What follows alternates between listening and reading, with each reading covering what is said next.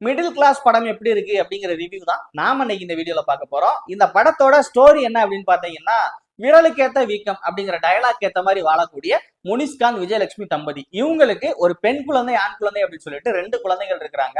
இப்படி இருக்கக்கூடிய சூழ்நிலையில நூல் பிடிச்ச மாதிரி வரவென்னவோ அதுக்கேத்த மாதிரி செலவு பண்ற மாதிரி இவங்களோட ஃபேமிலி லைஃப் போய்கிட்டு இருக்கு. திடீர்னு விஜயலட்சுமியோட தம்பிக்கு மேரேஜ் வைக்கிறாங்க. இந்த மேரேஜ்க்காக செலவு பண்றதுக்கு விஜயலட்சுமி ஒரு 2 லட்சம் ரூபாய முனிஷ்காந்த் கிட்ட அரேஞ்ச் பண்ண சொல்றாங்க. ஆனா முனிஷ்காந்த் என்ன சொல்றாரு அப்படின்னா, நான் என்ன முக்குனாலும் என்னால 30,000 ரூபாய்க்கு மேல 1 ரூபாய் கூட அரேஞ்ச் பண்ண முடியாது அப்படின்னு சொல்லிடுறாரு.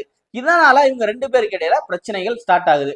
இந்த டைம்ல முனிஷ்காந்துக்கு ஒரு ஜாக்பாட் அடிக்குது. அது என்ன அப்படின்னு பாத்தீங்கன்னா, ஒருத்தர் முனிஷ்காந்துக்கு ஒரு 1 கோடி ரூபாய் செக் ஒண்ணு கொடுக்குறாரு. அந்த செக்ல முனிஷ்காந்த் நேம் ஃபில் பண்ணாம எம்டி செக்கா கொடுக்குறாரு. முனிஷ்காந்த் என்ன பண்றாரு அப்படின்னா, தவறுதலா அந்த செக்கை தொலைச்சிடுறாரு. இதுக்கப்புறம் இவங்க ஃபேமிலி லைஃப்ல என்னென்ன பிரச்சனைகள் வருது, கடைசியா முனிஷ்காந்த் அந்த செக்கை கண்டுபிடிச்சாரா இல்லையா, இவங்களோட ஃபேமிலி ப்ராப்ளம் எல்லாம் சால்வ் ஆச்சா இல்லையா அப்படிங்கறதா இந்த படத்தோட ஃபுல் ஸ்டோரியா இருக்குது.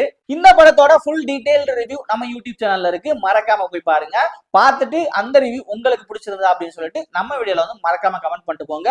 இது மாதிரியான மூவி ரிவ்யூ, சினிமா ரிலேட்டடான அப்டேட்ஸ் எல்லாம் தெரிஞ்சுக்கணும் அப்படின்னு ஆசைப்பட்டீங்கன்னா நம்ம சேனலை மறக்காம சப்ஸ்கிரைப் பண்ணிக்கோங்க.